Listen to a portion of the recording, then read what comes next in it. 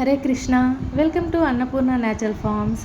ఈరోజు మన వీడియోలో మనము న్యాచురల్ ఫార్మింగ్లో మనము పురుగు దశ వచ్చినప్పుడు చెట్లకి దాన్ని ఎలా నివారిస్తామనేది మాత్రం నేర్చుకుంటున్నామండి.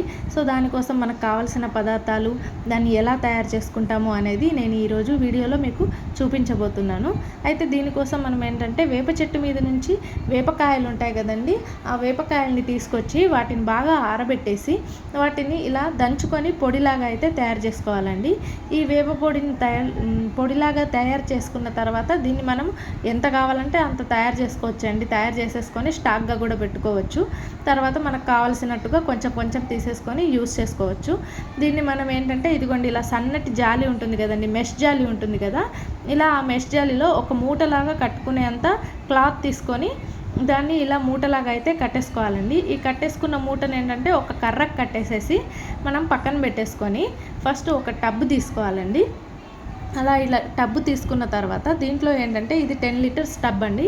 సో దీంట్లో మనం ఏంటంటే ఒక 3 లీటర్స్ వచ్చేసి ఆవు మూత్రాన్ని తీసుకుంటున్నాము. తర్వాత ఈ ఆవు మూత్రంలో ప్లస్ మనం ఏంటంటే ఇది చాలా పవర్ఫుల్గా ఉంది కాబట్టి ఈ ఆవు మూత్రంలోనే మనం ఒక 3 లీటర్స్ వాటర్ కూడా తీసుకుంటాము. సో దానివల్ల ఏంటంటే ఇది మునిగేలాగా పెట్టుకొని 48 అవర్స్ అయితే దీన్ని వదిలేసేయాలండి. ఇలా దాంట్లో పెట్టేసి తర్వాత ఇది ఇలా తయారవుతుంది. ఈ తయారైన దాన్ని మనం ఒక ఎయిర్ టైట్ కంటైనర్లో అయితే షిఫ్ట్ చేసేసుకుంటాము. దీనివల్ల ఏంటంటే అది దాని పవర్ అనేది బయటికి పోకుండా ఉంటుంది, గాలికి పాడవకుండా ఉంటుంది. ఇలా ఎయిర్ టైట్ కంటైనర్లో ఫిక్స్ చేసి పెట్టేసామన్నమాట. సో ఇప్పుడు మనం ఎలా అంటే ఒక 5 లీటర్స్ కంటైనర్ తీసుకొని దాంట్లో మనము ఒక 1/2 లీటర్ ఈ నీమాస్త్రాన్ని కలుపుకోవాలండి. 5 లీటర్స్ వాటర్కి 1/2 లీటర్ తీసుకోవాలి. మీరు 10 లీటర్స్ అనుకుంటే దాంట్లో 1 లీటర్ తీసుకోవాలి. ఇలా పురుగు దశ వచ్చినప్పుడు ఇదిగోండి చెట్లకి ఇలా మొత్తం రంధ్రాలు చూసారా ఎలా ఉన్నాయో. సో ఇలా వచ్చినప్పుడు మనకు తెలిసిపోతుందా పురుగు దశ వచ్చిందని. అప్పుడు మనం ఇలా ఈ నీమాస్త్రాన్ని తయారు చేసుకొని స్ప్రే చేసుకోవాలండి.